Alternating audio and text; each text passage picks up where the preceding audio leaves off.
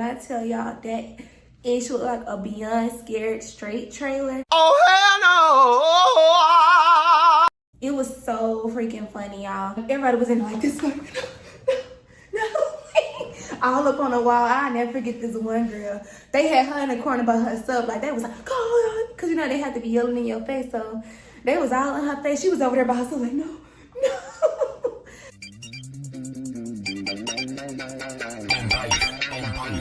Oh yeah. Call me, beat me if you wanna reach me. Just sit away until I hear myself away. What's up, YouTube? So today is August 12th, and your girl just got done pulling 24-hour CQ duty. I had it yesterday from 0-900 to today 0-900. So today is my recovery day. If y'all do want a video about what to expect when you're on CQ, I definitely can get that to y'all, but definitely make sure you drop that in the comment section so I can bring that to you as well. I did not want my recovery day to stop me from coming to y'all with a very well needed video, which is what to expect if you are joining the Army. If you would like to join the Army, what is the first step like with Army basic combat training?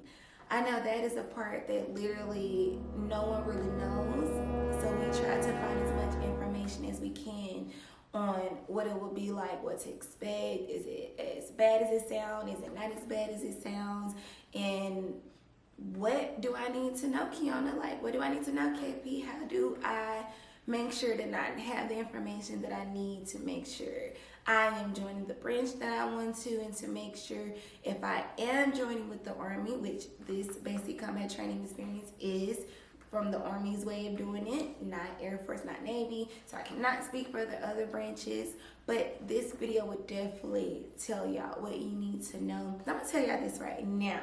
Your girl was on it. When I left for basic training last year, I left August 16th, 2020, I already knew that I wanted to record this video for y'all. So I made sure that I documented my entire experience. When I say entire experience, the time I got there, from the time I left, when I woke up, I recorded what we did that day, when we went to sleep, what happened, what we ate that day, what changed from the previous day, from week to week. I recorded my thoughts and my emotions every night before I went to sleep. No matter if I had to sneak that flashlight at night, I recorded my experience. I documented it. I used to have a list of emotions that I would end the night with, putting how I felt for the entire day. I used to have like, I'm excited, or I'm depressed, or I'm homesick, or I'm feeling like blah, I'm unbothered, I'm irritated. Like, I had a range of emotions, and every day I would just put what was my overall emotion for that day. I had everything that I wrote down on paper in basic training. I transferred it to my laptop, put it in my notes, so I can bring all the notes to y'all, so y'all can definitely have your information. If y'all don't end this video knowing way more and finding out way more than you have found out in any other video, then please tell me, because I have failed, because I made sure I had all of the information that you were going to need before you left for basic training. Like I said, this is a what to expect video. I would like to say my personal experience for another video, because I don't want my opinions to influence or reflect those of the Army. So I definitely will bring that to y'all as well. Make sure you leave that in the comment section. So make sure you like, comment, share, and subscribe, and stay tuned for my what to expect video. Alright, y'all, so to begin, a little backstory on me is that I did go to basic training at Fort Leonard Wood, Missouri. So for me, I swore in last year on July 30th, 2020, and then I stayed at the hotel with MEPS on August 16th, 2020, and I shipped out August 17th, 2020. Hey y'all, so I leave for basic in the morning. It is the 16th.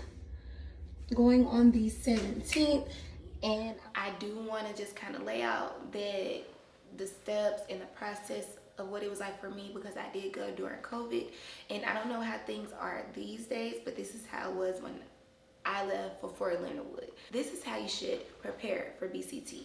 Week 1. Packing for BCT, y'all. This is not going to be a thorough just packing because I can come to y'all with a packing list at another time. But I'm telling y'all right now, don't overpack. Please don't. Because I'm that person, when I go out of town, I go on vacation, I am that person that brings 10 outfits for a 3-day trip. And so that's where I went wrong. Because remember, when you leave for AIT, you gotta have your two big green duffel bags with all your uniform, all your gear. On top of that, they're gonna give you a big black personal bag. On top of that, then you'll have your own personal items that you brought with you. I'm telling y'all right now, do not bring unnecessary stuff with you because you're gonna be so mad. Because during reception, they're gonna take you to the shop and they're gonna make you use your money to buy what you need that they think you need. You're gonna get big things of toupees. They're gonna give you cotton swabs. Like, they're gonna make you get sports bras. I think you're gonna buy underwear. Like, all of that stuff, they're gonna make you buy over again. So definitely don't waste your time going to buy those things because you're not gonna need it. I didn't need half the stuff I brought. I literally brought it for decoration. Even I brought a book. They're not gonna let you read your own books. They're gonna make you read anything that's military related. I don't even think you can really read religious books. So definitely do not pack anything unnecessary. Now, if you do bring a book or like a coloring book or something like that to keep you occupied when you first get there, you will get it again. You just won't get it again until you leave. You can bring your headphones. You can bring your charger because you will need that for when you're on the way there and when you leave. But those type of things they will keep. They will put it up. The list that they give you, just pack that. I'm telling you. Just pack that. You're gonna stay at the MEPS hotel that night until that morning. You're gonna get up really early. They're gonna be calling out who's leaving. They're gonna take you to the MEPS location where you're gonna get all your paperwork, get all your orders. They're gonna give you everything you need, your package that you will take with you to basic combat training. They are gonna feed you and they're gonna make sure you eat. And they're gonna give you an MRE to take with you to the airport. I'm telling y'all now, they're gonna tell you to make sure you eat at MEPS. I didn't listen. I think I ate at MEPS, and then when I got to the airport, I don't think I bought anything or I waited to eat because I wasn't that hungry. When they tell you you're not going to eat for maybe another day, once they feed you that morning, you're not going to eat again once you get to basic training because you're going to be so busy. So I'm telling you right now, make sure you eat as much as you can at MEPS that morning.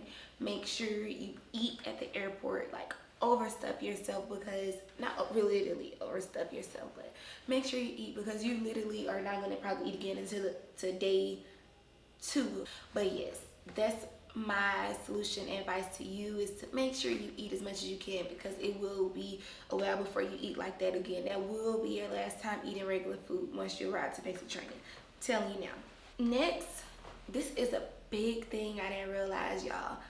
Whoever you are with at the airport, when you get to the airport that is the airport for the basic combat training location, whoever you just happen to get there with will be in your company with you. I'm telling y'all that now.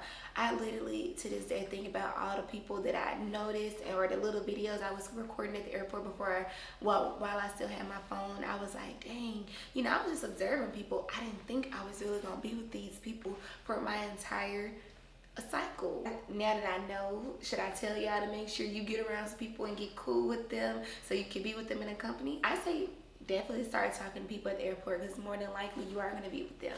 Whoever you're around at the airport, who you're traveling with on the bus to get to your actual basic training location, which is from the airport, you're going to get signed in. It's going to be a drill sergeant there, and this is when the bullshit starts. They're going to be talking shit. They're going to want everybody quiet. They're going to have everything uniform. Everyone is going to be in line. Males on one side, females on one side. I don't know what they were doing. I think they were just signing us in and letting us know, okay, step to the side. You'll be on this bus to leave before Leonard Wood. I was looking at a video and I'll probably try to pull it up, but the people that was in that video, they were also in my company. And these are just people I just naturally arrived with and was standing in line with. So next is arriving to your BCT location. So remember y'all, this is all week 1 for me. This was August 16th through August 23rd, 2020 for me. Being that this was COVID, y'all, you know, COVID has brought us so much stress. During COVID, you will be tested immediately because we were on a bus trip for like 2 hours, and I was in Fort Leonard Wood, which is mostly trees, and I went to sleep. All I know, I woke up and it was dark outside. It was like 12 in the morning. We got there so late from the airport. Like, it's all kind of a blur now, but I remember, y'all, I was getting off the bus. It was like misty outside, and it was dark, and it was gloomy, and they had us all like lined up. Y'all, this shit was getting scary at this point in time. And all I know, as soon as you get up, they're gonna tell you, leave your head back, poke you in your nose, all right, go. This process, literally, we was out there, I think, for about 2 hours just getting tested. Then you had to wait probably another hour or two for everybody to get done so they can take you to the brief location. The brief is basically where you just get your roster number for reception. We'll start signing documents right then and there. They actually made us all take out our contraband. Only thing they took of mine was food. I think I had like medicine. I did have my charge. I still had my books and all that at that moment in time. But they didn't take any of that when we were in the brief. So at the brief, they started pulling out people that were that were positive for COVID. So that's going to be a part, y'all. If COVID is still being a thing going forward, if you don't get pulled out during that time, you are okay. As soon as they got that test back, they were like, so-and-so, where's so-and-so? We didn't never see them people again. From what I know is the people that got COVID that was in basic training, y'all, not good. They probably were in basic training for like 3 months. Make sure you are getting vaccinated, because now vaccinations are a thing, so that would not be the case. Because COVID had just hit like March, and I left in August, y'all, so COVID was still pretty much like on like going full-fledged, like COVID, wear your mask at. Once you get to the brief where they just start getting a sign in, making a signing document, whatever your roster number is, when you get to reception, that's the order you're gonna be in. I'm telling y'all, people used to get so irritated because people would be like, what's your number? This my spot. And people, you'll have been waiting in a certain reception line, like optometry or something, and somebody that got a number before you will come up like, this my spot. And you'll be like, what the? But then you gotta let them up there because that's their roster number. We was at the in-process and brief, y'all, to a good 4 or 5 in the morning, y'all. Everybody was in there knocked out. At that moment in time, everybody still had their phones, still had our earphones. You know, we still chilling at this moment in time. But certain aspects of it is still kind of a blur to me because I don't know why I was one of the ones chilling until 4 in the morning with the group I was in, but I think it was mostly because that's when we got there from the airport, and we were like the group to finally get there. The groups that were in companies that graduated before us, they got to the location maybe the day before, and so when we got there, we all left most likely on the 16th, got there on the 17th, had the same flights at the same time, so we all were in the same company together. From there, y'all, outside when we were sleeping, we were waiting for the drill sergeant to come and take us to the company. Like I said, these are the people you're going to be with. We stayed outside to the sun up, which was, for me, I was like, what the fuck? What is this?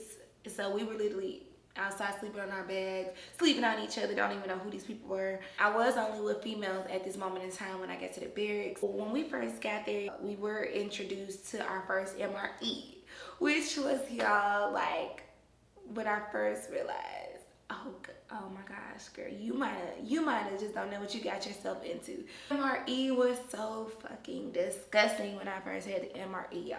But I'm gonna tell y'all right now, anybody can tell you, you gonna get used to them things. You're gonna get used to having MREs because they really gonna grow on you. Cause you're gonna be so hungry. Anyway, we were at our barracks, we got introduced to our base. So you're gonna have a bunk mate, you're gonna have a coffin where you can, this is the coffin you need to lock, and you're gonna have a wall locker. It wasn't an entire bed yet, it was probably like 30 of us at this moment in time. I did not realize that we weren't gonna have any water bottles no more. We were drinking out the water hose. I'm just like, God, like, what have I done? There was no more regular food at this moment in time. It was MRE. We were drinking out the water hose because we had not yet went and got our CAMELBACK. That's what you will be using to drink for the rest of basic training. You don't have your CAMELBACK, you are not in the right uniform. Like, you'll be fucked too because that's what you're drinking. Before we come downstairs for first formation, you gotta make sure your CAMELBACK is full. If your CAMELBACK is not full, depending on who your drill sergeant is, they will send you back up. They will send you to dang, I can't think of what it's called right now. Anyway, it's our big green portable water where they'll start taking it everywhere we go because that's where we can easily fill up on water. Another group of people had also came that I guess was not on a flight with us, but they probably were coming from different locations.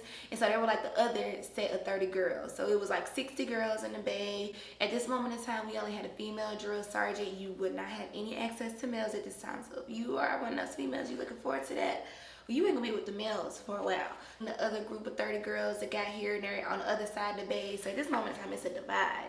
Because my side, we got here together, then we're just meeting these random girls. They had on their OCPs and we still in our civilians. So we like, where y'all been at? They confiscated our phones as soon as we got to the barracks. So remember, once the drill sergeant comes and gets you, they're more than likely going to be getting your phone from you right after that. We got our PTs that night, which was its own way. Everything gonna be a wait, y'all. I'm telling you right now, anything in basic training is gonna be a wait. Line's gonna be long.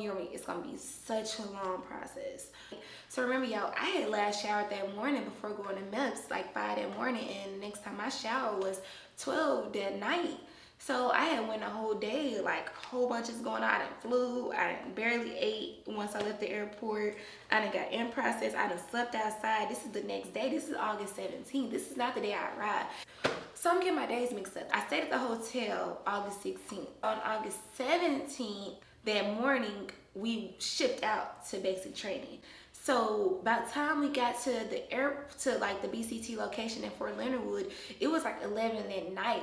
It's about to be August 18th before we even get to the company. So now it's August 18th and we're at the company and all this stuff is going on. So August 18th, I got my first shower that night. So 2 days, y'all.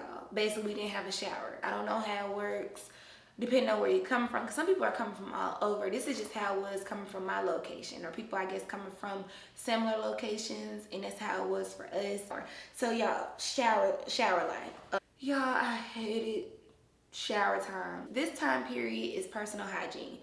Personal hygiene goes on during personal time. Personal time doesn't happen until drill sergeants declare it is personal time. It's usually at 2000 to 2100 because 2100 lights are out. 10 minutes to 2100, they want us to be toes on the line. Personal time is where basically they give us an opportunity to get in the room, take your clothes off, go take your shower. This is the time where you are allocated to write letters. Do anything that you need to do to prepare for the next day. Get your clothes together, organize your coffin, your wall locker. So shower setup, we have about a good probably 15 minutes. And remember, y'all, it's 60 girls that are also trying to take a shower. I could not stand it. Certain people wash their hair every day. Of course, I'm natural. I am an African-American female. I don't have to wash my hair every day. I did leave with braids, so I definitely didn't have to wash my hair every day. You only need 2 minutes. Hop in, hop out, because it's 60 girls, y'all. 60 girls are trying to take a shower, so it's so much shit talking going on. Hurry up, get out. There are other people trying to take a shower. You are going to be naked in front of these people. Get over it, because you ain't got time to be trying to get cute and go in the stall, cover up, because you're not going to have time. It's not that big of a bathroom. It's like 6 shower stalls, like maybe 8 bathroom stalls, latrines. Remember, it's called latrines in basic training. Females, like I said, are going to be inconsiderate. You will be naked in front of these females, and it's just a lot going on, y'all. Toes on the line. If ain't no argument popped off during the day, I'm telling you, toes on the line is where it's going down. Oh my God, y'all, toes on the line was the worst. Basically, toes on the line is the hit time that the drill sergeant is coming upstairs after we have conducted personal hygiene. They're gonna give you the spiel for the day, give you the spiel for tomorrow, what's coming up, and they're gonna do roll call. After they walk out, it is lights out, period. Nothing else after that. You're really not even supposed to be getting up out of the bed. Once they say lights out, go get in the bed. But waiting on toes on the line, y'all. Waiting on the drill sergeant where shit goes down. This is where girls gonna get the arguing. People gonna talk so much stuff. People gonna try to be the boss on toes on the line. I experienced hearing so many arguments during toes on the line because for whatever reason, this is where everybody has came together. It is later in the cycle where people are split into platoons. So it was us versus them. This week is soldier etiquette. So when they come in, you're gonna yell at ease. When they leave out, you're gonna yell at ease. We got smoked so many times on toes on the line. If you hear friendly in rest position, move. Friendly in rest position, move. You already know what's up, which everybody makes fun of in basic training, that's how drill sergeants say it for some reason. So when you hear that, we be like, oh, man, get down on our, basically a push-up position. You just stand there until they be like, in cadence, and you start doing the push-ups or whatever they're telling you to do. This is where we start reception. Reception can be an entirely different video. Reception is basically long lines. You cannot talk, you cannot sleep. They're gonna literally make you study, which is a blue book, which is just giving you the whole spiel about the main things you need to know. It's like a good handy dandy book with all the information you might need. And I actually liked reading this, a lot of good information in the blue book. So you're gonna be getting used to studying anything Army related during that whole downtime. I'm gonna tell you to study. Where's your blue book at? Get your blue book ready. Even if you ain't studying it, y'all had a blue book ready. You're getting reception, so we're getting our OCPs, we're getting our blood drawn, optometry, hearing. They took us to the shop bed. You're gonna take your military ID photo, even though you're not gonna get it. You're gonna take your yearbook photo. So all this stuff is happening during reception. Reception is not fun. You're gonna hate your life during reception. I'm telling you that now, because drill sergeants are all through. They're yelling, they're making life hard on you, and this is really a period that's gonna test you. A lot of people are gonna start talking about quitting and they can't do it. Reception is just extremely boring. Like, I think we were there in reception for like 5 days. And it's a lot going on. You got your mask on, so make sure you have your mask on. Oh yeah. So basically, y'all, week 1 will test your patience. Like I said, it's all about just getting you accustomed to anything Army values, learning the foundational steps of being in the Army. So this is where you're gonna learn how to start saying, yes, drill sergeant, no, drill sergeant, or yes, senior drill sergeant, no, senior drill sergeant. You only speak when you go to parade rest. You call attention. For officers, you call at ease. For drill sergeants and enlisted, of course, you have to ask to speak to the drill sergeant, request permission to speak, and you'll have to go with the battle buddy, like drill sergeant, the specialist parallel request permission to speak. You also have to come up in attention, then go to parade rest. Drill sergeant, specialist preload, and battle buddy, so-and-so, request permission to speak. You have to do that in order to even talk to the drill sergeant. There's no talking with your hands. They hate that. I have that bad because I'm doing it now. You're going to learn about the battle buddy system. You can only go somewhere with females, or if it's the opposite sex, it has to be either 2 females and 1 male, or 2 males and 1 female. You cannot approach any drill sergeant without your battle buddy. Anywhere you go, they're like, where your battle buddy at? Where your battle buddy at? This is where they're teaching you, y'all, that you cannot get caught by yourself. You're supposed to be a safety hazard. You have to have someone there to witness anything. Basically, your partner in crime. Starting off is gonna be anybody that's around you. Like, hey, can you be my battle buddy? Like, you gotta ask people, can you be my battle buddy to here?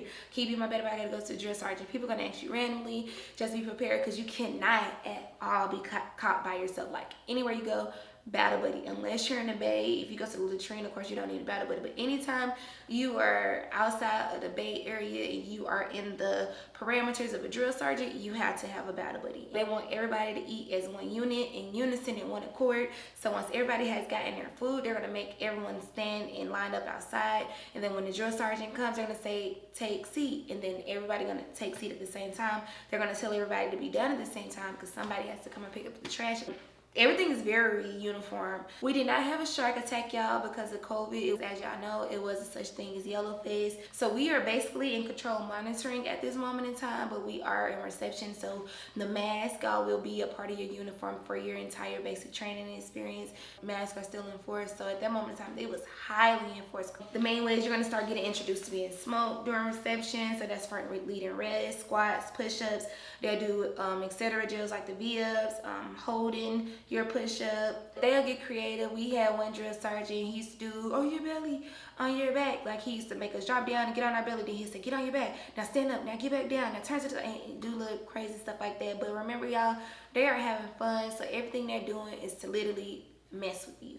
So MREs were basically what we were eating, and then we eventually got introduced to field chow. It is a pro and a con to field chow to me, and MREs and the DFAC. You do not like MREs when you first get started, but like I said, you come to love MREs. The snacks in MREs, some of them come with Skittles, M&Ms, come with little pound cakes. This is the only time you can definitely feed your sweet tooth, because other than that, everything you eat is controlled. Of course, people used to get in trouble because they used to sneak snacks up to the bay. Y'all, worst thing to do, we will literally get in so much trouble if they catch you with food. And people, I'm telling y'all right now, don't trust all your battle buddies, because they did used to snitch on people that had food because they didn't want to get in trouble. I personally like field chow, but some people didn't. So field chow is where they actually get food from the defect and we just eat it at the company. I liked it because it wasn't as rushed. You have to get people to give you your food, which is chow detail. People assigned chow detail. You get more time to eat, but it's not promised how much food you're gonna have for chow detail, because sometimes, y'all, we were left hungry because we did not have enough food for chow. And of course, the defect is a whole different ballgame, but I will bring up the defect process. Week 1 is all about testing your patience. Do not let them break you. People were getting broke week 1. I don't see why, because really this week was mostly just boring and just a lot to learn. They can only do so much because we were in control monitoring. Just make sure that you don't let them break you. Like, just follow the rules, follow what needs to be done. Make sure you're paying attention and observing your environment, understanding your drill sergeants, paying attention to the entire setup, y'all. They're gonna be talking so much. They're gonna be yelling in your ear. They're gonna be talking so much mess to you. I'm telling you, it's gonna be a lot of mumbo jumbo going on, being introduced to so many people at one time. Because I'm the type of person, I cannot take sensory overload. It's so much going on. You're meeting so many people at one time. You're literally around hundreds of people a day. All right, y'all, so week 2, it is week of August 23rd to August 30th for me, and we're basically finishing up at reception. You are going to start learning your preparation drills, your recovery drills, military movement drill 1 and 2, for the core, have stability. You're going to learn climbing drills. You'll start learning how we call things in cadence. Drill sergeants, when they do these things, they'll do it with an inflation to let you know that that set is ending. Y'all, I'm telling you right now to start learning is the preparation drills and the recovery drills, because to this day, at my first duty station, we do them all the time. That's something you have to know when you become an NCO, because you have to know how to conduct PTs. To this day, everybody hates hearing the bend and reach, because oh my god, y'all, the bend and reach is gonna irritate you for the rest of your life. I'm telling you that. This week we did start practicing taking the ACFT, so we started practicing for PT using the equipment. You will start getting your mailing information this week. You cannot, y'all, be in the bed until lights out. I'm telling y'all, do not get in trouble like that. Now, we did get creative when we were stuck in the bed. Sometimes people would hide work because we knew where the cameras were, so we'd lay us a towel down or something, and people would be knocked out, while some people naturally are up and they'll be watching out. Sometimes, y'all, some people will let you get caught up. I'm telling you that right now. They're gonna teach you how to fold your bed this week. Fold your linen and dress your beds. ACG is where we pull night guard, where once you get your weapons, you will be having your weapons with you. ACG is 2 girls at one time for an hour. So one girl is for 30 minutes will be cleaning, while the other girl is standing looking at the door holding her weapon on guard, and you go through and you count all of the girls, count all the weapons during this time, and the drill sergeant comes up with the list of who's on ACG that night. So certain hours they want you to maybe clean the latrines, and another hour they might want you to sweep and mop the bay, another hour they might want you to organize the closet in the storage room. 10 minutes beforehand you have to wake up the next 2 girls, and then you'll switch, and this is just going to go on forever and ever, because of course in the military you always have to pull guard, and you have to be pulling security and watching over your battle buddies while they sleep. Because sometimes the drill sergeant used to F up, and they used to have people on it 2 days in a row, and people literally will not care. So people are gonna cry, oh, I just had it, it's not fair, drill sergeant. And people that are not on it, they got lucky, we're gonna be looking at you like this, suck it up. So good, like, because we really are happy that you got this shit end of the stick on that one. You'll more than likely get ACG every 2 to 3 days. So this week 2, we did get our weapons. You will learn the rules around the weapons. You have to have your weapon on y'all at all times. Only time you cannot have your weapon, y'all, is when you go to the latrine, when you go to the appointments, when you go into the laundry room, and you will have to ask a battle buddy physically, hey battle buddy, can you watch my weapon? I'm going to the latrine, I'm going to the laundry room, or I'm going to a doctor's appointment today. We can't have it when you go to civilian places. But if it's not those 3 places, y'all, you will have your weapon on you 24 24/7. When you go to sleep at night, it's certain ways they want us to lay our weapon. We laid our weapons by our head, and it has to be where the ejection port is facing outward. So when we go through account for weapons during ACG, we have to be able to physically see your weapon, and it has to be in a location specified by the drill sergeant. I know it's certain people told me that their basic training, they put their weapons up in like a weapons cage at night. We didn't have that luxury. So if y'all got that luxury, like, congrats to y'all. You will march with the weapons. You are going to be taught to sling your weapon when you get in chow. You will be taught to keep, when you're eating chow, make sure you have your sling attached to your leg, your ankle, something, because the drill sergeants will try to come by and take your weapon if it's not properly secured. The weapons is a big thing, y'all. They're going to preach to us. If anything, if we lose that weapon, they tell us all the time they can send out operating procedures to shut the whole base down until that weapon is found. We'll log stack your weapons for PT. They're going to teach you to never aim it at anyone. They're going to teach you constantly to make sure you keep your weapon on safe. And then you're going to learn the clear and barrel procedure. So every time you leave the range or anytime we come in, we got to do the clear and barrel procedure where you have to make sure there's no ammo inside your weapon. That's going to be an ongoing thing. So during this time, y'all, once we have gotten our weapons, we are finishing up with reception. We were mostly in base, so it was a lot of sleeping, a lot of mingling. They will have like a pull-up bar in there, like some kettlebells, so you'll get a chance to do some working out if you choose to. So during this time, we were with the female drill sergeant because they're the ones that's going to be constantly checking in with us, basically responsible for us at this moment in time, where the male drill sergeants are responsible for the males. Y'all, we got our bay trashed. I remember it was a day, we were all downstairs. We were just studying in the classroom. I think some people were still at reception, but it was like 20 of us. We were at the Barracks. We were in the classroom downstairs, and all we heard was this shit getting thrown around. We was like, we wasn't thinking nothing about it, y'all, because I never had no idea that they wanted to trash our bay. The next thing you know, y'all, they had called us to go upstairs. We get upstairs, y'all, I'm talking about the entire bay was trash. I can't even explain it because it was way worse than I can make it sound, but they literally flipped over the bunk beds, flipped over the coffins, the wall lockers. They graffitied everything with shaving cream, toothpaste. They wrote on everything. They were like, clean me. They trashed the laundry room. They trashed the latrines. Like, y'all, they literally made it look a freaking mess. We were in there scared. We couldn't even step around nothing because it was stuck everywhere. And they're gonna give you a hit time to clean that all up. I think we had like maybe 30 minutes to clean it all up spotless. It could be nothing in there, y'all. And I'm such a neat freak. This part disgusted the hell out of me.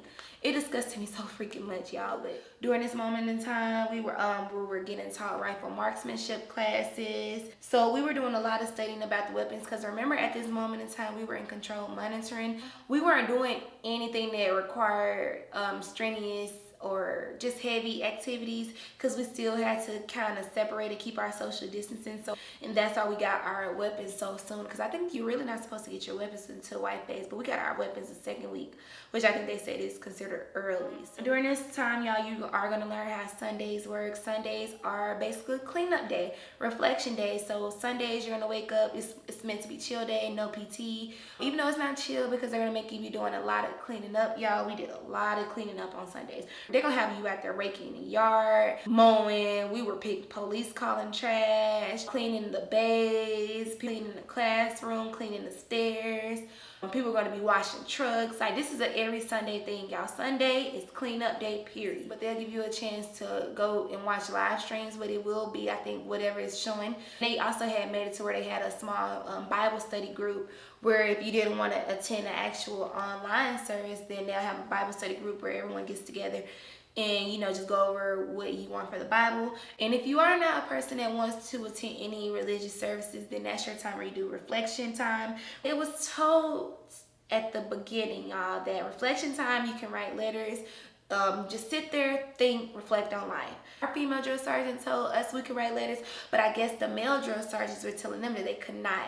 So it was an entire situation, y'all. This was my first time crying. I'm gonna be really honest with y'all. This was my first letter I was writing home to my parents. So this was a very lengthy letter, because I had just got my mailing information. So I was so happy to write this letter. I had finished it that morning. That night, for whatever reason, a situation happened. Drill sergeant saw my letter. Well, he went through our coffins and he saw the letter in my bed, in my coffin. He balled it up, y'all, and took it with him, y'all. That was the most hurtful thing ever, because Of course, I wanted to get my letters to my people as soon as possible so I can hear from them. Because we did get a 5-minute phone call the day we arrived to basic training, and that was just to let them know, hey, we're here. We won't have our phones for a while. Nice talking to you. Bye-bye. Y'all, people were crying like crazy during that first 5-minute call. I didn't cry. That's when I was like, damn, am I too tough? Like, do I think I'm too tough? So I didn't cry during that time. But when he took my letter and balled it up in my face, y'all, in front of everybody, I cried. But that's another story. I can bring it up at another time. I didn't cry in front of everybody, y'all. I just was upset and I cried that night. Let me say that. I cried that night when I was to myself. I think I went to the latrine and I was just saying, like, bro, like, he ripped up my letter. Like, this is my letter to my parents. This is my mom and my daddy. Like, how you gonna do that? You know, so. Week 2 summary. Like I said, this is where we're just still getting what we're going to need for the 2 months. You're going to continue learning the Army. Like I said, we got the weapons this week, so we had started rifle marksmanship classes. The main fundamentals you will learn when shooting at the range: steady aim, breathe, fire. You're going to learn it. Keep that in mind. If you can go to a gun range before leaving and practice on those fundamentals, because you're going to need it. Basically, we were in yellow phase because we were waiting for our next COVID test to officially enter red phase. But by this week, y'all, you will be impatient. You will be annoyed with Army stuff by this moment in time. Because it is going to be boring. It's going to be a lot of teaching, a lot of learning, especially if you're not a person that knows a lot of in-depth information about military life before joining. Then you're going to be doing a lot of learning. It's going to be so boring. It's going to start really hitting you today. Like, damn, I didn't really came to basic training with the Army and the military right now. Just remember, you know, it's going to be a part of the process because it's going to be a lot going on. You will be annoyed. You will be impatient. Keep going, y'all. For me, it was August 30th to September 6th. This week, in order for us to enter red phase, we did have to go and get tested again. Everyone, luckily again, y'all, tested negative in my company. We literally made it all the way through without anybody having to get quarantined. Once we got tested and they found out we were all negative, y'all, it was game on. Early that morning, y'all, we had like a small shark attack. All the dressers was like, come downstairs, get all your stuff, get all your stuff. It wasn't the shark attack that you get when you first get picked up from reception when COVID wasn't going on, like people say, and they take you and they make you do a whole bunch of stuff with your duffel bags and rearrange them. We did do that. It just wasn't that day. Remember, we had our big green duffel bags. We had our personal belongings. We had our big black bag that they made us buy all that stuff from the shop at. And they basically evicted us to make us go downstairs, and they made us pack it up, all our stuff, as fast as we could, and we had to lay out everything in front of the company to sort through our gear and go through our contraband. At this moment in time, we meet our actual like drill sergeants. The drill sergeants that will be with you during reception are just kind of, I call them the reception drill sergeants, are the ones you'll be introduced to, but they're gonna leave and go on leave for like 2 weeks, so you'll be with the new drill sergeants. So basically things will be so brand new. Like I said, we had a small shark attack, and get used to that. They're gonna do that a lot, just evict you for no reason. We got evicted so many times where they made us take all our stuff out and just take it downstairs, and you're gonna get to the point where you're not gonna even unpack nothing in your coffee. You ain't gonna have nothing organized. You're just gonna keep it. I probably was living out of my bag starting towards the 2nd month, because I'm like, I'm not gonna keep doing this and packing up all my stuff and getting settled. We were put into platoons. You will be put into platoons by your last name. So of course my last name starts with a P, and I was in 3rd platoon. You will finally be with the guys now, with the males. My cycle, which sucked, y'all, we had so many girls that we had 2 bays, white bay and blue bay.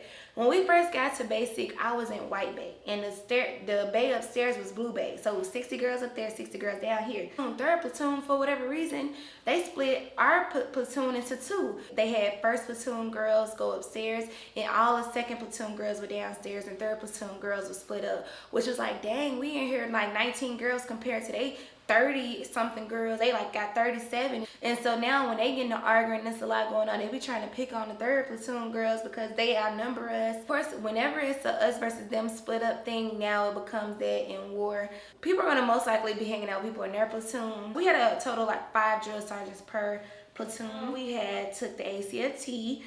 We had some resilience class. We learned manual arms, which is different arm movements with your weapon. We got a chance to watch the forage video to let us know what's to come with that. We learned how to take apart the weapon. We learned different marches, like column rear, foul left. We went to the troop store for the first time this week. I do want y'all to know that you can only buy what's basically basic training approved. They're not gonna let you buy no candy in there. You're gonna be seeing candy, chips, all that stuff, they're not gonna let you get nothing there. They're not gonna even let you get unnecessary detergent. They're not gonna let you get unnecessary scented products. And if it was similar to the list that you had when you came to basic, that's similar to the same amount of stuff you can get when you are there. At the troop store, y'all, where they have an ATM, they will let you take money out and you can check your balance, y'all. So this is where you can keep up with how much money is in your account. Since you're not spending no money, y'all, I racked up so much money in basic, y'all. I literally came out with probably like $4,000 or $5,000 more than I went into basic training by the time I left, because I didn't spend no money.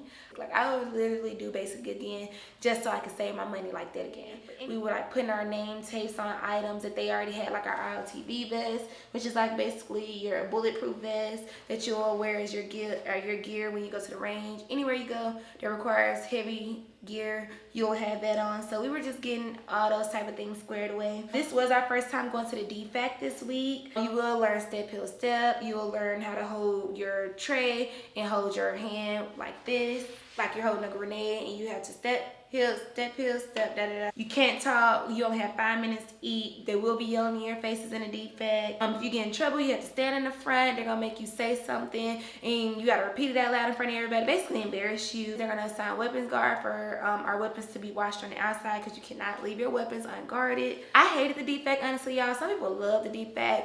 It was good, but you really couldn't even eat what you wanted to. It was so rushed. They don't either tell you want this meat or that meat. You want this side or that side. You want that or that. You don't get desserts. Our basic training, we didn't get desserts. No cakes, no pudding, and none of that was in there. You will get in shape in here. You're not getting in shape necessarily because like you on a fitness plan and nothing like that. It's just because you're eating on set schedules. You're on a set schedule, so you're working out probably more than likely at the same time. You're always busy, so if you eat, you're always working off your food, because we march everywhere. We're busy all the time. Then you don't eat past 8 o'clock. Like the last time we eat is like 7 o'clock. So from 7 o'clock to the next morning for breakfast, y'all, you haven't ate anything. You're gonna naturally lose weight. Now, it's not a fitness type of lose weight, but you're gonna lose weight because your schedule is just completely different. For me, I felt mostly nonchalant. You're getting adjusted. By this moment in time, all you're gonna know is Army. I think around this time I was starting to feel like my brain was getting wiped. I was slowly starting to feel like I don't remember nothing from home. Like, I'm just Army now. Like, you wake up every day, everything's Army. By this moment in time, you just like, okay, this is what it is, but things picking up. Because like I said, you're going to be bored the first 2 weeks. It's controlled monitoring. You haven't really did anything but study and learn. So this week, things are picking up.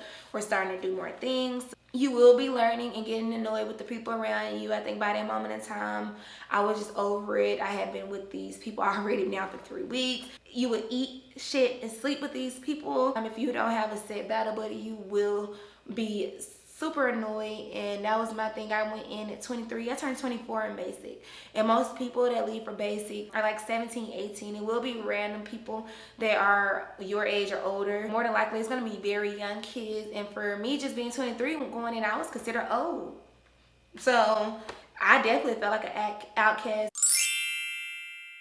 Week 4 for me was September 7th through September 13th, and this is just red phase continued. This week, everyone took the ACFT. Like, we were taking the ACFT over a course of 2 weeks. If you pass the first time, you pretty much won't have to take it again. For whatever reason, my first time ever taking the ACFT, I did wonderful on all events, but I didn't pass the run by 20 seconds. I did not know that the ACFT required that much energy, and I definitely wish I had started practicing for that. I think it was like a few people that passed the first go around. If you never took the ACFT before then, it's no way you can you have to prepare for it, because it is so draining, takes so much effort that by the time you get to the 2-mile run, you will be freaking drained. I think I took my time on that run, which y'all, in my experience video that I'm gonna make, I was so upset with myself about that, because I literally excelled at everything. I did like 8 leg tucks, did like 40 push-ups, threw the ball like 7 feet for a female. But the one thing I'm not that great at is running. Like, I can run super fast, but I do not like long distance running. I can sprint, but not long distance running. In 2 miles, after you do the sprint drag carry, which was definitely draining, so I did not pass the first time, but I did go on to pass the second time, which everyone was like, dang, brother, you didn't pass the first time? I was like, yeah, and I was so upset with myself for just basically I gave up. But like I said, practice for, do the exact events that you're going to be doing for the Army practice that all the way through. This week we also learned how to salute properly. We had an EO and sharp brief, which is going to be really big in your military army career, which is basically, you know, sexual harassment and equal opportunity, you know, non-discriminatory practices and things of that nature. And we also got CIF gear. We started preparing and packing our rucks for upcoming ruck marches. You will start doing different forms of PT I didn't touch on, but you will do PT such as 30-60s, 61-20s, climbing drills, group runs based on your 1-mile assessment, which is going to place you in your ability group, which is A, B, C, or D.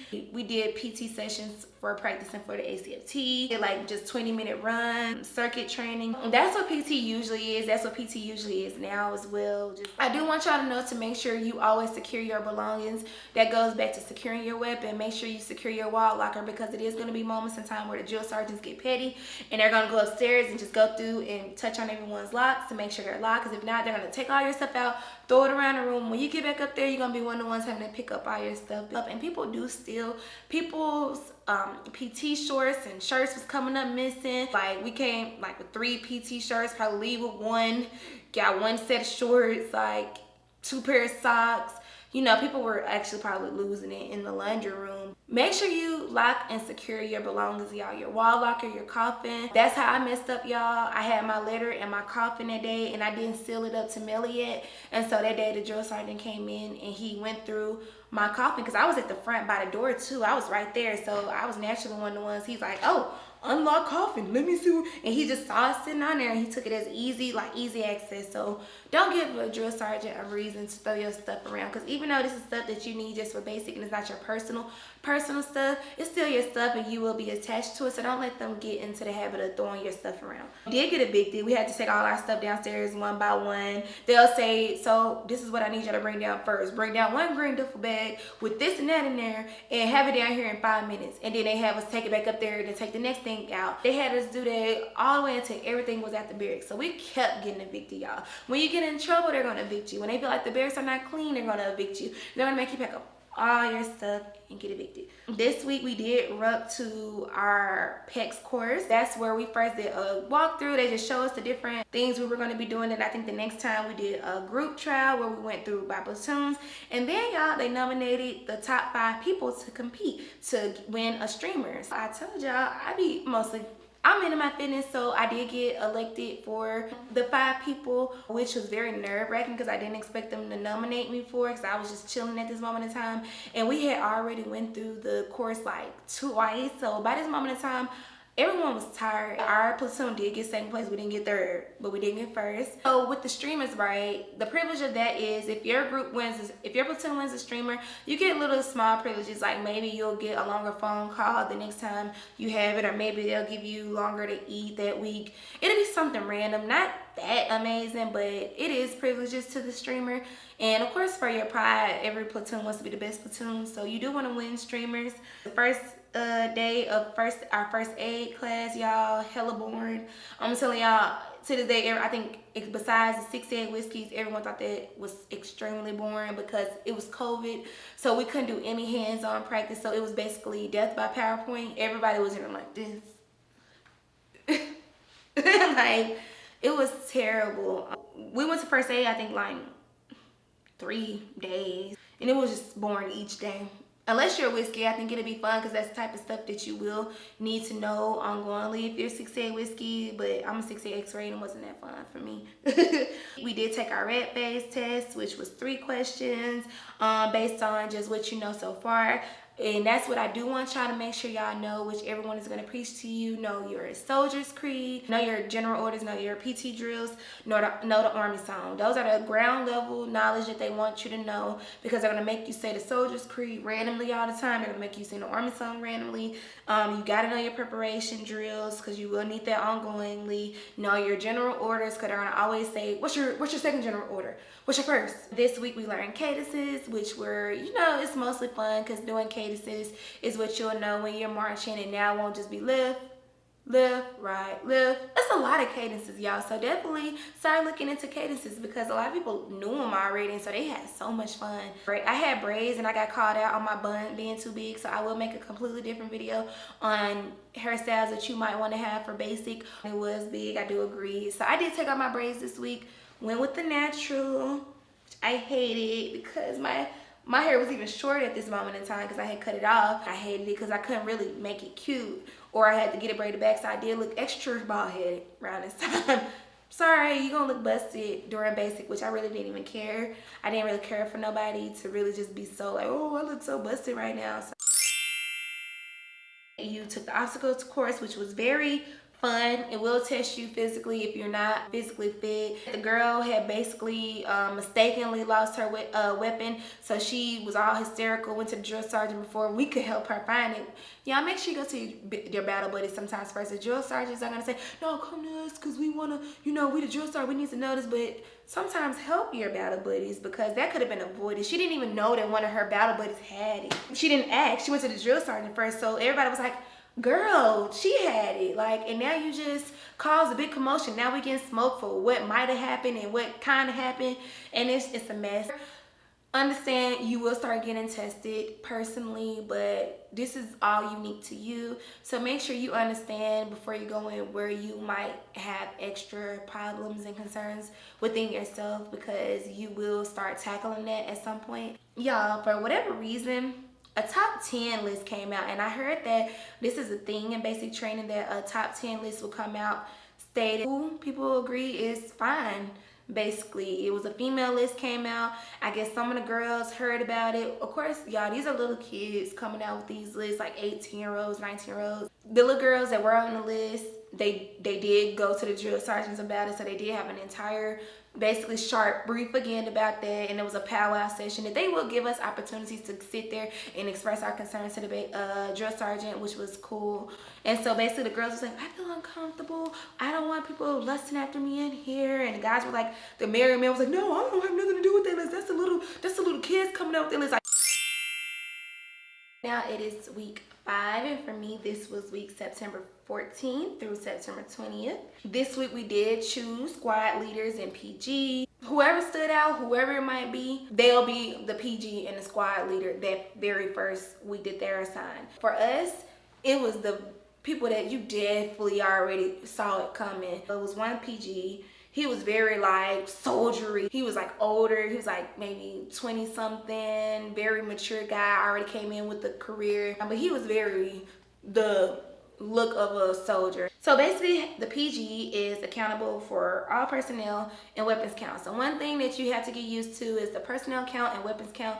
We do that at every formation, every hit time. PG is the one that does that. They're the one that relays the message from the drill sergeant. They're the one that relays the message to the squad leaders, and the squad leaders relay it to us. So basically the PG is the drill sergeant's assistant, and the squad leaders are the PG's assistants. It's a squad leader for each row, each rank, because it's like 4 ranks that we line up by platoon. We got to get in order every time. You count off by row. We're in alphabetical order when we're out there. So they assign each squad leader at the end of that rank. They're the first person. So basically, when we turn to the right base, wherever we march, the squad leader will be at the front. The PG will also be in front of the squad leaders, and whoever's holding the flag, they'll be at the front. And I cannot think of the proper name for that, y'all. My mind is blank. PG and squad leaders are also in charge of the DFAC. So when we go to the DFAC, they're the ones that's helping to keep everyone in check, reinforcing the rules, step hill step, making sure you're not talking, keeping all hands on the trays. Towards the end, I can tell y'all, PG and squad leaders end up becoming a joke. Drill sergeants will put certain people in the position and then start laughing, like,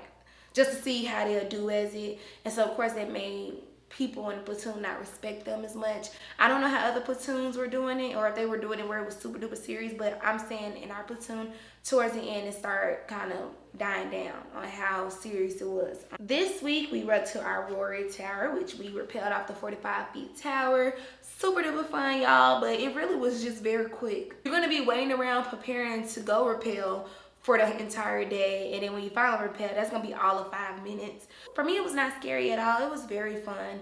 I definitely would go rappel off something again. I would actually do something even higher. The other half of the warrior event, which was like a cage rope setup where you have to do another type of obstacle, climb the cargo rope. And then after that, we rucked to our team building course, which is a series of events where we had to figure out how to get our team members across on a wooden plank. It's different setups where you have to figure it out, and you have to figure out basically tactically how to get somebody basically across like this water right here, and you got to get the ammo what's across there. And so the only way you can get off over there is with this rope, this plank, and that, and you have to get every member across by this amount of time. We did the rappel tower and then did team building after that, and then did confidence tower the next day, which is the confidence tower is where you do Jacob's ladder, the rope swing, and the plank towers and things like that, where you basically have to climb up and get across it. A lot of people did not get through this stage. A lot of people get hurt during this stage. They're scared for whatever reason. To me, I'm very much a monkey like that, so it was so fun to me. This week, we also went to the EST arcade, which is a simulated gun range to prepare us for actually going to the gun range. We were practicing rifle drills this week, like prone supported, prone unsupported. We did like washer diamond drills. We got another 5-minute phone call, but I actually snuck this week and got a longer phone call because if you have bills to pay, they gotta let you keep your phone because you got to get that in order. So that week I had an auto pay issue where they charged me like $200 some. My phone was about to turn off or something because my auto pay wasn't going through, so I was able to keep my phone for like maybe an extra 10 minutes. So I had my phone like 15 minutes today. I've seen a lot of people figure out ways that they need to do something, and they gotta let you have your phone to do it because who else gonna do it? Especially people are coming in with real deal families, kids, and married, so those are things you do have to make sure it is in order. I was wearing my hair like this. One of the drill sergeants said my hair was out of control. This is my hair. I don't know what else to do about it. Like, I don't know what else you want me to do. Anyway, so yeah, that was week 5. Remember, this is gonna be a busy week, but it will be a fun week for you. The week that you start doing the courses and all that. Remember your fundamentals this week because you are about to start preparing for the gun range. You will be able to get through this week because it is a little more stuff you might want to do, but you are gonna start getting to the stage like, okay, time ticking, let's get on up out of here. So week 6, which was September 21st to September 27th for me, and we had started the gun range. You have to try and zero, so this was a 2-day process. If you did not zero the first day, you have to zero the second day. I never got into shooting and things like that of that nature before leaving for basics, so this was something that I struggled with, but I think it is mostly because I cannot see. I had to get a waiver from my eyes actually to even get in the military.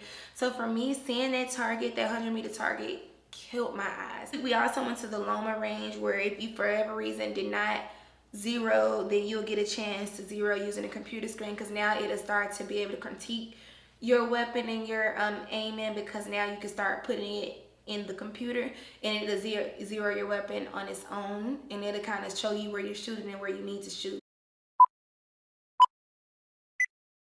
Alright y'all, so my camera died, and you know what, I'm sorry if the quality changed. I had to bring it to my cell phone, and then it just turned nighttime as well. The lighting has changed. I'm so sorry y'all, but you know, I still want to bring out this video. It's not going to change the information, so yeah, we had to go back and pre-qualify. How this is they have everyone go and just get pre-qualified to get your rifle marksman badge. So that is whether you qualify as marksman, shooter, which is like 23 or higher, and then I think sharpshooter is like 30 and higher, and then expert is 36 and higher. So I qualified for marksman. I had like 24, which is, you know, and I was struggling to get that, y'all. So wasn't bad, it just was hot. You're in a uniform. They're being super strict on you because of course you're at a gun range. Safety is the biggest concern, so you got to make sure you're putting your weapons down at all times. Never flag anyone. It's a liability at this moment in time, and you don't want anything to happen to anyone. So they are going to be very strict on you. They do not play that shit. They're going to tell you when you're getting prepared for the gun range, if they see you being negligent with your weapon, they have the right and authority to tackle you down. Like, they will literally tackle you down, put you in a headlock, whatever they got to do to make sure you're not being negligent with your weapon. And when you have gun range days, I'm telling you, you're going to be cleaning up all day long. Oh, when you go to the troop store, make sure you get a weapons kit, cleaning kit. Make sure you get COP. Luckily, our cycle people had left theirs behind, so we were able to make it do what it do. But people used to be kind of fighting over the stuff because it started to become not enough. So definitely get your cleaning kit so you can have what you need to make sure you clean your weapon well. At some point of the basic training process, you will understand where your strong suit is. You will understand where, okay, this is the part that I can actually show my strengths as a soldier. But sometimes at the gun range, that's where you start to see people that grew up shooting. They might not know how to do anything else, but they get to the gun range and they zeroing quick. They shooting expert. That's when you really start seeing, okay, who's in here well-rounded, you know, who can basically do the main part of being a soldier, which is shooting up something up if you need to. That was irritating for me because that was not my strong suit. My strong suit was physical fitness. You cannot wear contacts. You are only supposed to have on your eye pros when you go to the range. The eye pro is what everyone wears, but if you wear glasses, then they'll give you your own prescription glasses like on the inside of it. At this moment in time, you are going to start hate being in close proximity with everyone because, like I said, you eat shit and sleep with these people all day, every day. It's not a moment in time that you wake up that you're not with them. Like I said, the only times you get a small chance is when you go on a detail and you get a chance to leave from the building for it, or when you go to sick call or a doctor's appointment. But besides that, you will be with these people all day, every day. So get prepared for that. Cleanup days give you opportunity to mingle with the other platoons, which I definitely used to love because cleanup day, you get to walk around, everybody be doing their own thing. You can act like you cleaning up, but this is where everybody be talking, getting to know each other. So now you get to mingle first platoon, second platoon, third. Everyone is co-mingling. You get to really meet with the people that you probably were cool with at the beginning, but the platoon separated y'all. So this is where you really get a chance to hang out with them and talk to them more. So you will be looking forward to Sundays and cleanup day. Week 7, which was September 28th to October 4th, which was the start of the gas chamber week. First, we start off with the class and a brief about CBRNE, which basically is just gas chamber procedures. So you will learn gas. Like, so going in, you'll do gas, how to break a seal on a mask and put on the mask properly in 7 seconds. You'll be learning all that in the class and during the brief. So what we did prepare for y'all was that we was going to the gas chamber right after we got done with that class. So we went to the site right after class. My platoon went first, y'all. When I tell y'all I was effed up because you couldn't go in there with nothing. And I didn't even have it on no context. So I was so heartbroken. I literally didn't see nothing that was going on. So I was in there like, my glasses. I just really sucked it up, y'all. Like, that was the first day I realized what it means to be blind. You couldn't have on no glasses. You had to just go in there. So if you couldn't see, and then that's one thing they're gonna warn you. When I got in trouble about my contacts today at the gun range, they was like, do you know what would have happened to you if you would have went in the gas chamber with those contacts? They would have been burned and glued to your eyes. You would have to go to the hospital and da-da-da-da and this and that. And which I already knew I wasn't wearing my contacts to the gas chamber anyway, but I didn't know you couldn't even wear glasses. But they don't want the residue from the gas chamber and the gases to be on your clothing. So what happened, my platoon did randomly go first, which we were able to be, you know, the badass. So we went in first. So we got out, we had it, got it over, and everybody else looking at us like, we tough now. We got it done. And now they in there and everybody else, you know, they scared. And we seeing everybody else like, whew, whew. You gonna see everybody like ready. Like, everybody gonna be nervous. Some people gonna be like, yeah, I'm ready. But it's gonna be a fun day. You wait outside the little gas chamber building. They have the drill sergeants in there with their masks. I think they're like behind a window sill. I think the gas might not be back there or something, but they're like watching us, and they have one drill sergeant in there with us, like doing the procedures with us. So when you first are going in there, they're gonna be like, okay, what's the procedures? And then they're gonna be like, okay, gas, go in there, what do you do? Then you put on your mask, break the seal, you know, do the whole 9, and then you're gonna go in there, right? And then first thing, I'm telling y'all, to this day, I be laughing about this because when I tell y'all that it should look like a Beyond Scared Straight trailer. Oh, hell no! It was so freaking funny, y'all. Everybody was in like this, like, no. All up on the wall. I'll never forget this one girl. They had her in the corner by herself. Like, they was like, go on. Because, you know, they have to be yelling in your face. So they was all in her face. She was over there by herself like, no. But they had us doing, I think, high knees And then, because they got to get something to get your heart rate pumping before they make you take out the mask, which is always, you got to take out the mask. And then so when you get ready, like, all right, take the mask off. And if you take that thing off a second later, they're going to be in your face. So as soon as they say take the mask off, you got to take it off, lift it up. It'd be like a second before you feel it. You'll be like, oh, this ain't bad. To me, it really wasn't that bad, y'all. It just feels like super duper duper duper duper duper duper hot chili peppers that you just ate and you just feel it everywhere, and then you just start feeling like your eyes about to get big or something, and now you're like, okay. But by the time you really start feeling it, they already tell you, get out, get out, get out.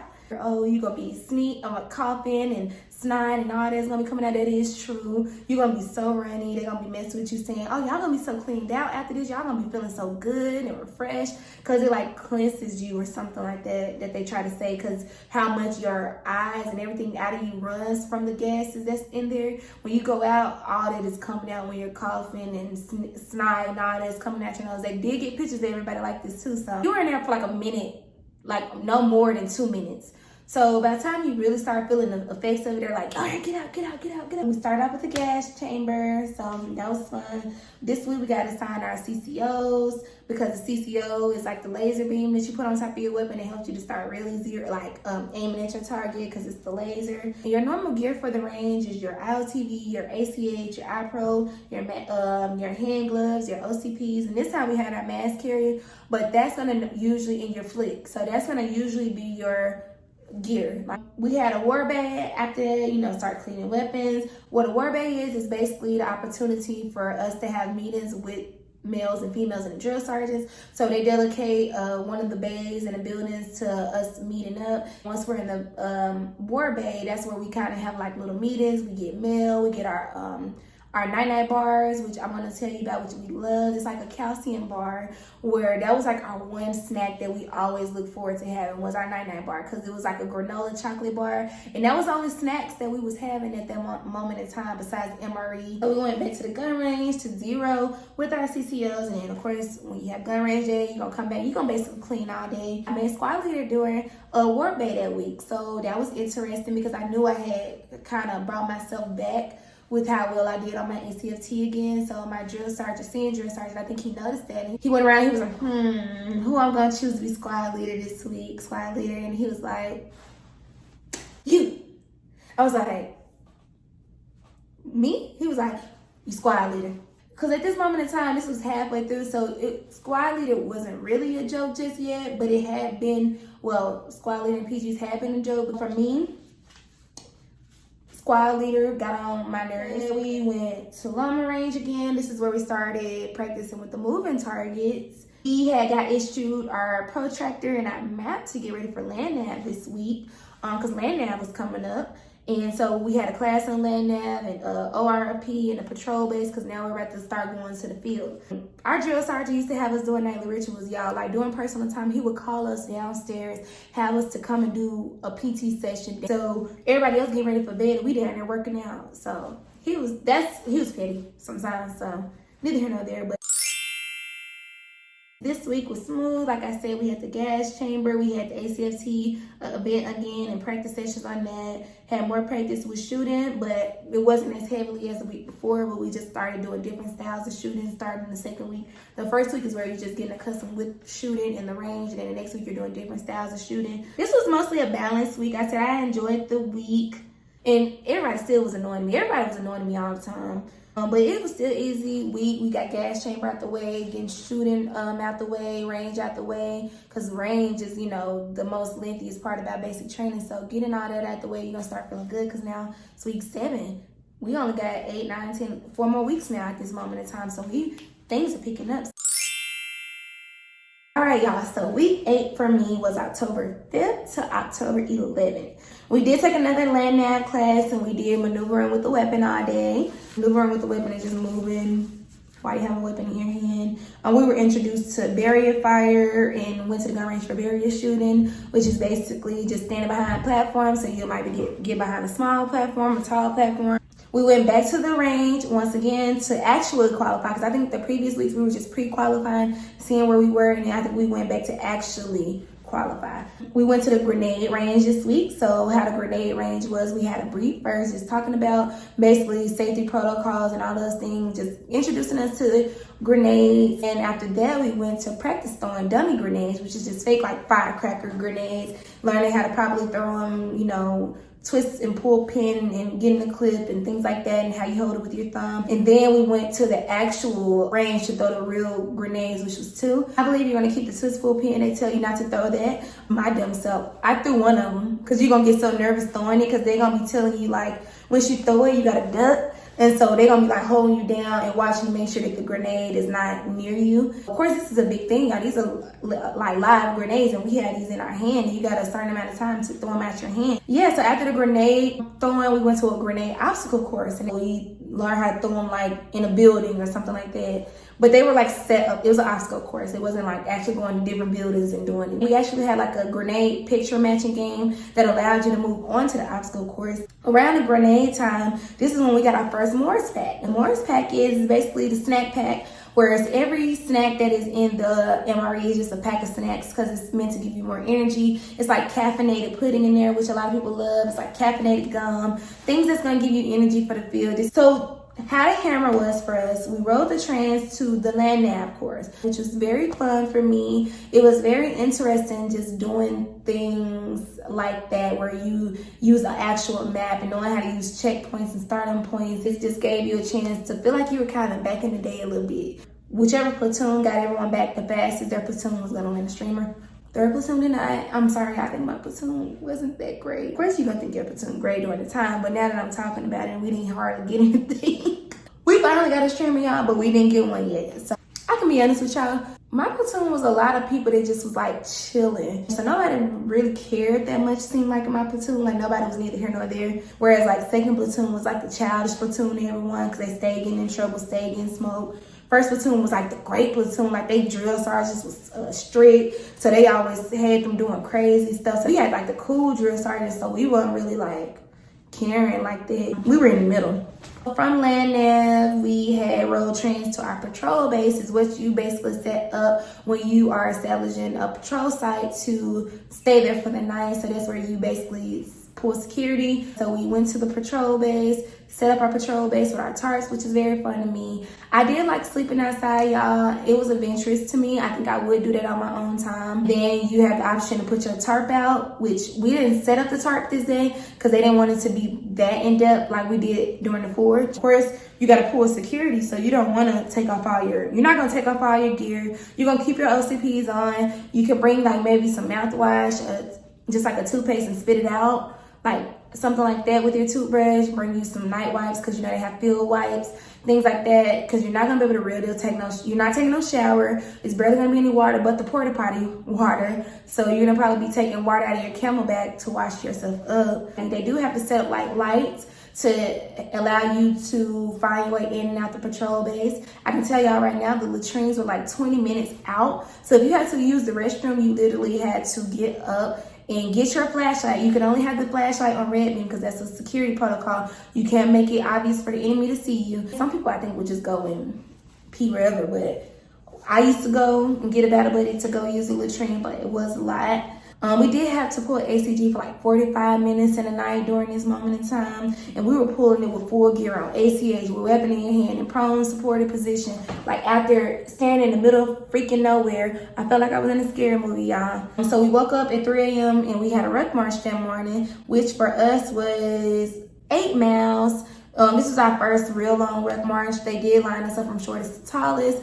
Y'all, I'm 5'1", so I be in the front. Like I literally was in the front twice for both ruck marches, which is annoying because you're leading the way. And of course, they need to have short people with short people because our legs are short. I can't be keeping up with no 6'9" dude in the back. We kind of lead the way for the ruck marches. Of course, I'm gonna say I led it well. So we ruck for 8 miles. How it works is you are supposed to stop every 45 minutes. They usually stop us by some porta potties so we can use the restroom, snack on our moors, and pull security. It goes like fast. It's not bad. I mean, ruck march is not bad. If we didn't have a 45-minute break, then it would be considered bad. Got back that day, felt good because we finally got a chance to experience our first field event. We got through our first long ruck march. You know, we got through our first night, spending the night there. Now, I know it's a such thing that people say is the anvil and the hammer. They might have mixed ours together because we didn't get a chance to do so many different field events. I think you're supposed to do like the anvil, then the hammer, then the forge, or the hammer, then the anvil, then the forge. But we just had the hammer, I believe, or the anvil. They called it one or the other. And we only spent one night. And I think that some people say they spend like 2 nights when they first go. But we didn't for whatever reason, maybe because of COVID. You know, everything's because of COVID. We got back, which was a very good day.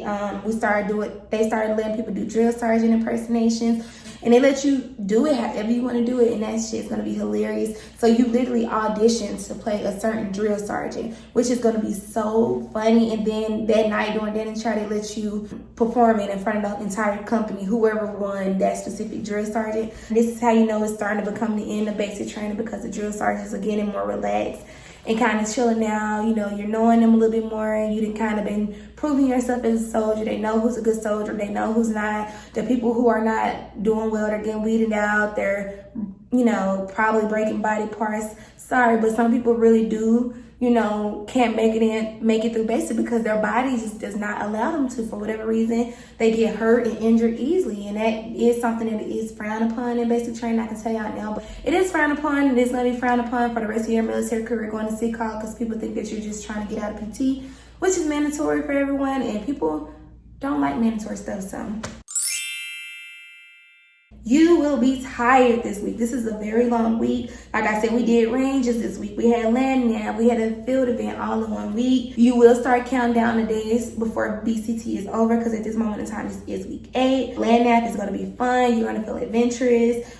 They're going to relax on you once you finally get back to the company, because now everyone did one of the first hard thing, which is getting through a field event. It's not hard, it just requires a lot of physical and mental energy. You're gonna be mentally tired, you're gonna be drained. It's gonna be a lot going on, but this is right in the height of basic training. You will get through it. It will be almost over.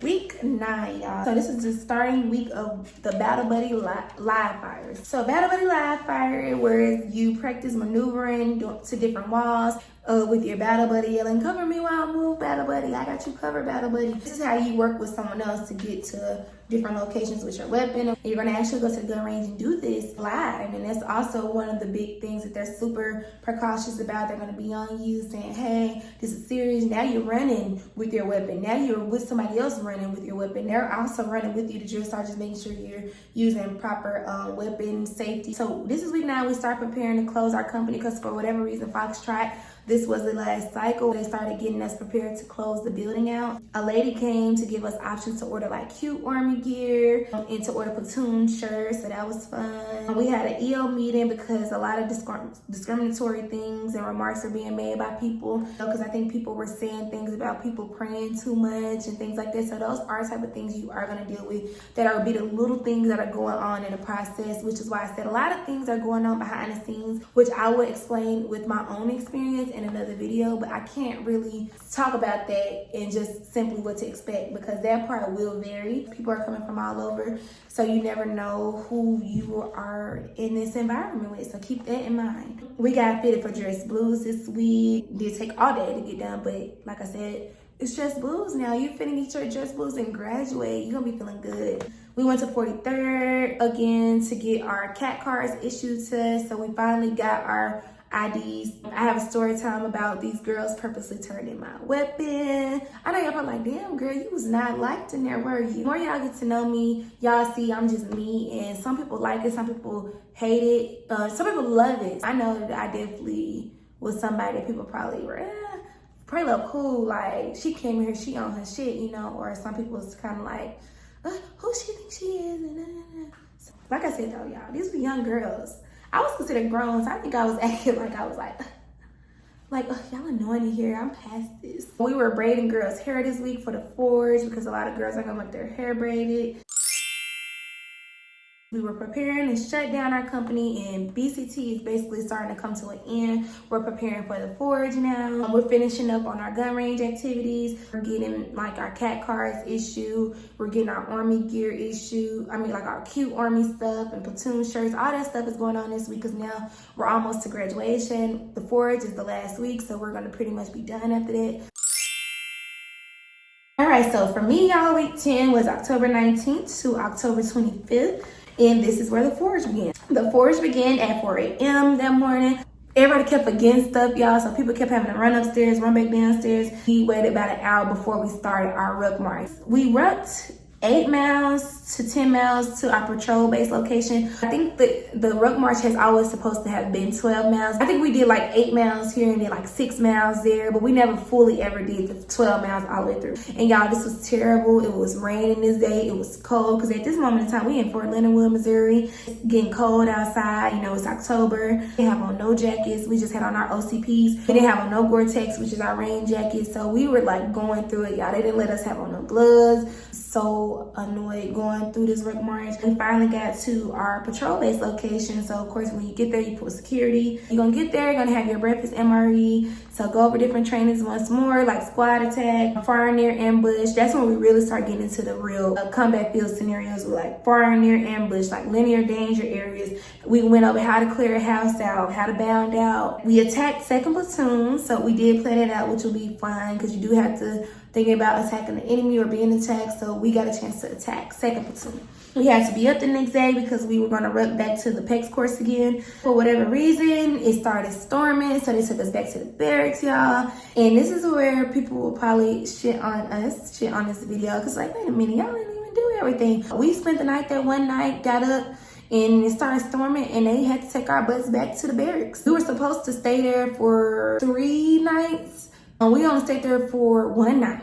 Once we went back to the barracks the next day, they were just kind of like, well, ain't no purpose of letting them stay there 1 night, go back to the barracks this night, then go back to the field for 1 night to make it completely the forge.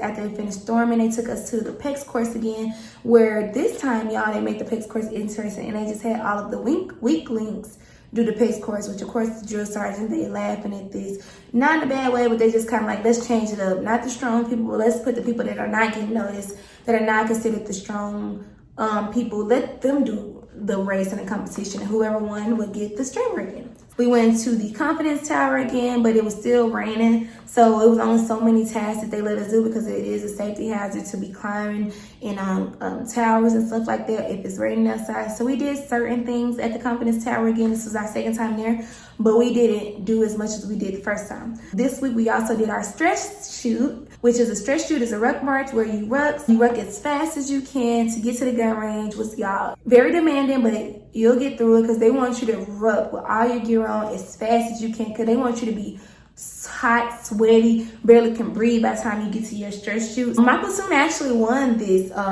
stretch shoot. Second platoon had a lot of people falling out, so we passed them. We got there, passed first platoon, did our stretch shoot. It was basically they make you do some exercises, and then as soon as you get done, they make you run and go start shooting at the range. It's a stretch shoot. It's meant to put extra pressure on you. We did go to the night infiltration course. Whew, y'all, now this was the turning moment. Night infiltration course was fun, but kind of scary. Of course, there's so many rules because they're really shooting live rounds over you. So you had to do low crawl to a 100-meter target to get through. It was pitch black out there. You got on eye pros. I hate that because it was so foggy. You got to stay down because if you get up, your ass might get shot, and they're gonna you might not really get shot, but they're gonna preach that you might get shot because it's live ammo going over you. Then I told you it had been raining and everything this week, and it was still muddy and wet outside, so everyone was covered in mud. And so this is where the fun part starts happening, y'all, where you really are like, damn, y'all,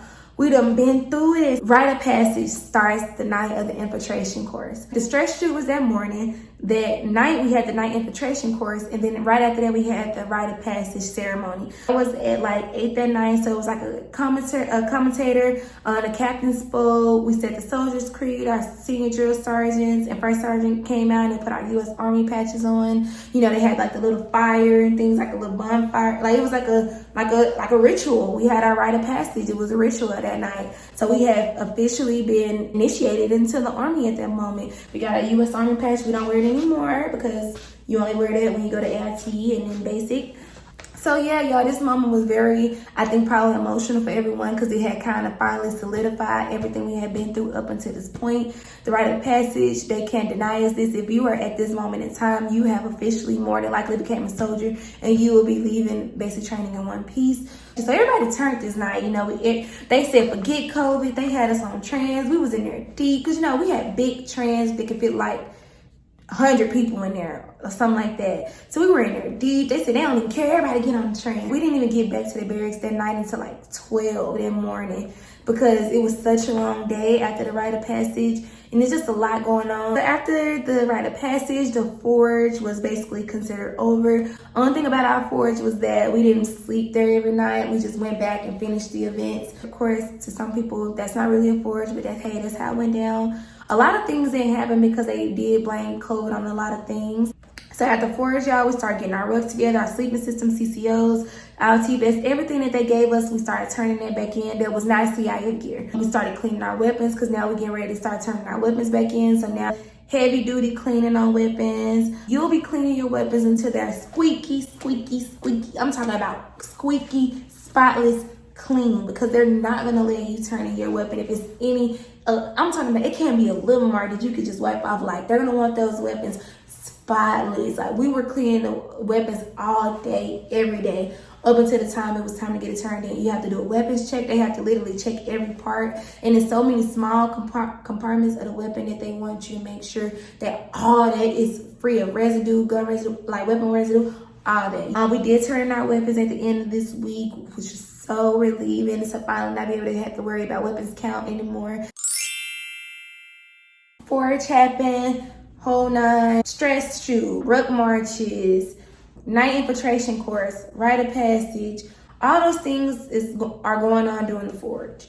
We start returning everything that we were issued at the beginning. Lots of cleaning gear, lots of cleaning the buildings since the company was closing down. Getting the remainder of things that we are owed before getting ready to head to AIT. Everyone just, I'm talking about, I don't even talk like this, y'all, but everyone mad excited, hella excited at this moment in time. Like you can start seeing the change in everybody like, yes, like everyone is way more happier by this moment in time. So week 10, forge, done deal. Next week we graduate, we out of here, y'all. So week 10, that's the hard part. The week before graduation, that's it. Get through it. It's gonna be physically, mentally draining. A lot going on, probably even more a lot going on if you stay at the forge and do everything the entire time instead of going back to the barracks like we did. But still gonna be challenging in its own way. So week before graduation, y'all, get through it because you literally are almost there. All right, y'all, so week 11, which was my October 26th to November 1st. I left for AIT on November 3rd. My birthday was October 27th, y'all. I turned 24 in basic, y'all. I was so heartbroken.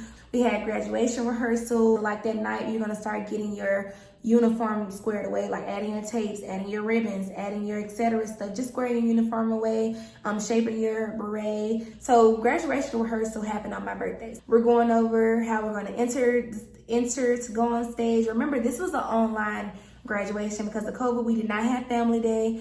Family did not come see us at all during my time. And that's why I say, yes, COVID was easier on some ends, but in a way it was not easier for us because we didn't get a chance to experience your family being like waiting for you on at the finish line once you finish basic. That was probably the best part for people that have went prior to COVID. Family got a chance to come and spend that time with you. You have been missing your family. You have been 2 months at this moment in time that you have not seen, barely talked to your people. So by this moment in time, you really would have wanted that, and we didn't get that. So I think that those are the things that did make COVID make our experience more challenging in other ways. Yeah, we had an online graduation. All they had us do was come up and say our rank, our name, and where we're from. And they did that by platoons, and the drill sergeants were introduced by platoon as well. The graduation was no more than 30 minutes, y'all. I'm talking about we got in and out. They're gonna make you say the Soldier's Creed. I think we said the Army song. After graduation, since we didn't have a family day, we didn't have no family, we went back to the barracks and it was a regular day. Marched back to the barracks after graduation as if graduation didn't even happen. People were leaving as soon as graduation was over, so that night everyone was just packing up. They did give us a 30-minute phone call that night. I was running for Sam Houston, all the 68 series, y'all. Since there was so many 68 whiskeys, and I fell into that category, we didn't leave till 5 days after we graduated, which was terrifying for us because we were so worried that we weren't gonna leave on time. Because usually basic training is meant for everyone to leave right after that you graduated. You're not supposed to be waiting around unless you're waiting around because you're getting recycled. Everyone was kind of mad about that was going to Fort Sam Houston because we were there over the weekend. Like graduation was on a Thursday, and then people were leaving out on Thursday and Friday. We were still there Friday, Saturday, Sunday, Monday, and then I think we left out on a Tuesday. And we were there for Halloween, but Halloween actually was pretty fun. They let us watch movies that entire day. They let us order pizza and get food. They let us have our phone, I think, for like 4 hours a day. This is kind of where they were getting relaxed because it's like, it's no more basic training. We graduated, like we done. And the people that still here, we just waiting to leave to go to AIT now. Well, I do got a sad story about that, y'all, because one of my friends actually did pass away during after basic training. She killed herself when we went to AIT, which is another story, but she was one of the ones that I was spending time with during that week where we were heading to Fort Sam, because she also went to Fort Sam.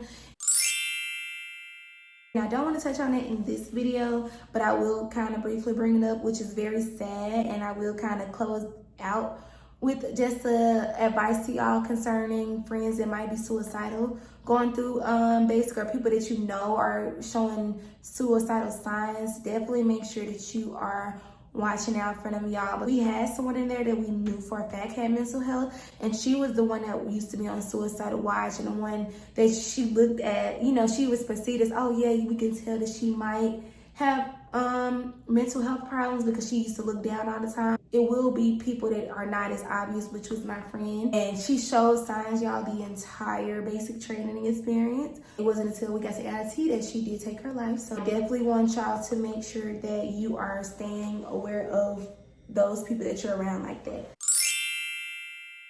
So I do want to just say thank y'all for sticking around with me for this video. It was so much that you see that it literally turned day hours right now. I started talking about this at 5 this afternoon, and it is now, I think, probably like 8 or 9. It was so much to talk about, and I definitely hope that I gave y'all a good idea that you might have had questions and answers about. As of now, this is just what you need to expect, the main things you need to know, and how things should flow for you. Basic training, once you get through it, you'll definitely look back and be like, that goes by extremely fast, y'all. It's literally not that hard. People make it harder than it has to be. I know that people are different and people are not used to living this lifestyle, but you will get through it. I'm telling y'all. The thing that got me through it the most is they literally went by so fast, and the fact that I documented my entire experience and looking back at this stuff now and seeing that this was a year ago now. Wow, like I've already been in the Army a year at this moment in time. It's August